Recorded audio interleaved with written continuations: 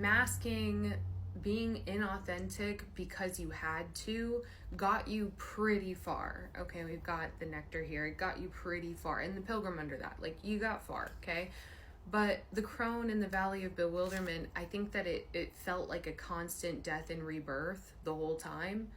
And now you've kind of come to this place of protection, of stability, like certainty of self. Your environment might not feel like super stable. It doesn't, that part isn't really what's highlighted here. It's yourself, your heart space, who you know yourself to be. And for the situation that you're in, you're fighting for something outside of you, and asking what that is. It's, you know, a heartfelt offering, what you bring to the table, okay?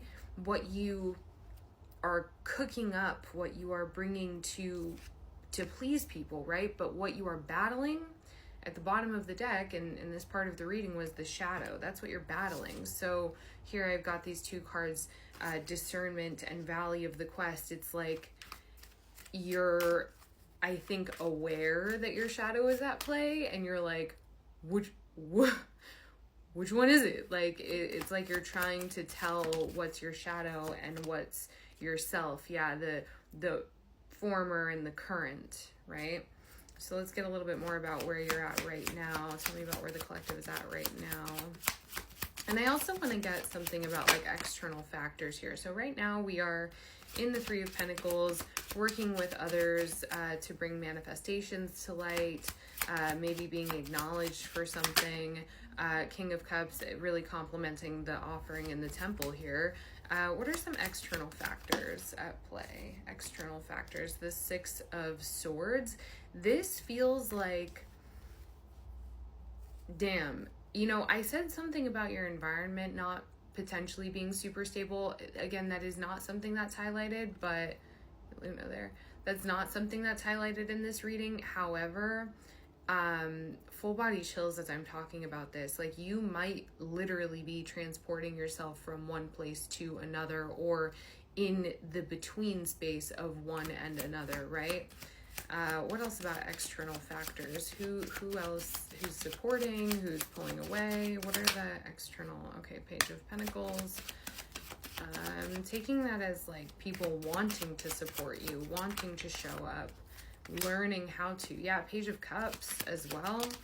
And the Five of Swords with the Seven of Cups at the bottom. So this is telling me that like people do want to learn. It's almost like people are kind of rushing to you to learn how to support you, like rushing to your aid. How are you represented here? The Queen of Pentacles. Yeah, because they know that you have something to offer. And the Three of Cups with the Devil at the bottom of the deck. So it kind of feels like there's something about you that's very alluring. There's something about you that is very like, I think people know that this shadow is at play here, and if anything, it's working in your favor, right? Maybe you're working with community. You know what? I actually saw a video recently.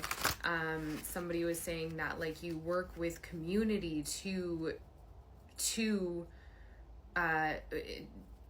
address the shadow.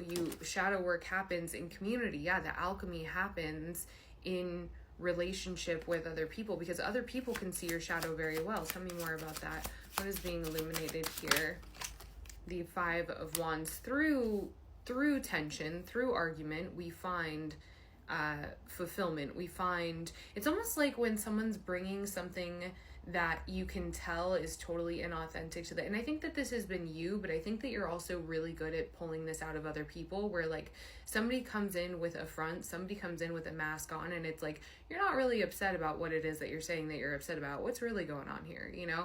And you're able to like peel it back, get to the truth of it. But sometimes it happens through tension, right? Alchemy through tension to bring finality and fulfillment.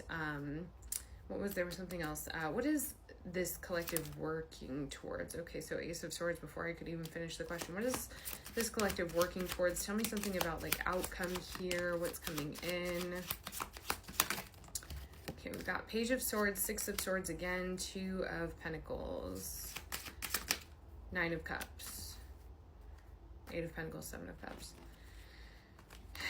Well, you know, another thing about your environment, you know, it feels like there's a lot to do, but it feels like it is a lot of what you love.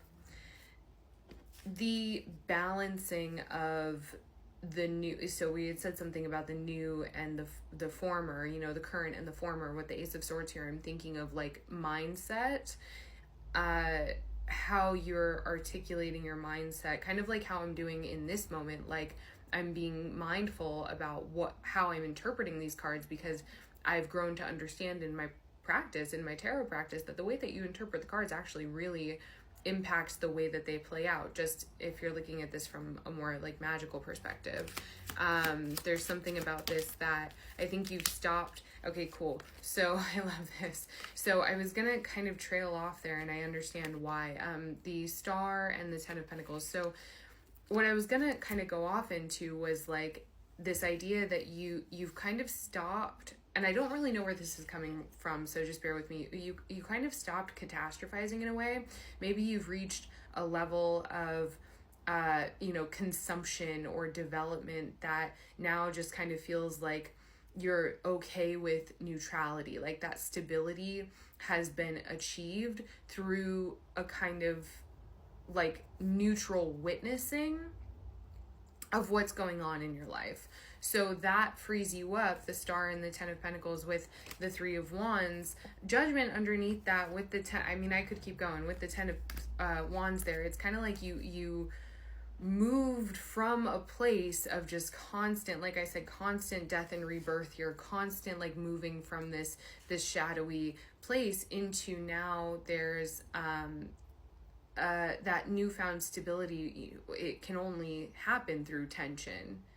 You've had to be very patient, because this isn't just, it's not just you, right? It's external factors that contributed to the mask. Yeah, the Devil, I think, is in splitting the deck as I'm saying external factors. There's something very, very clearly present in your external reality presently or in your past, right? Something that was taking space there that sunk you into wearing the mask, constantly having to adapt and rework and go through that death and rebirth cycle, you know, over and over again. The Magician and death, literally, like that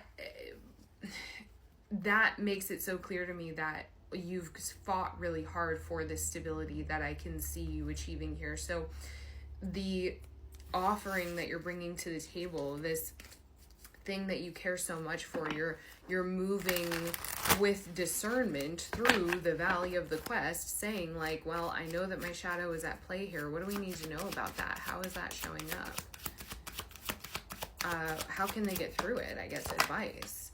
So the way that it's going to show up is guardedness in making connections, right? Like wanting to protect yourself from making connections. What is the advice here? The Chariot and the Queen of Pentacles with the Ten of Swords. It's like, and what? The story that you've told yourself about people's like trustworthiness, it doesn't apply without the mask on. When you remove the mask, there's nothing left for distrust, right?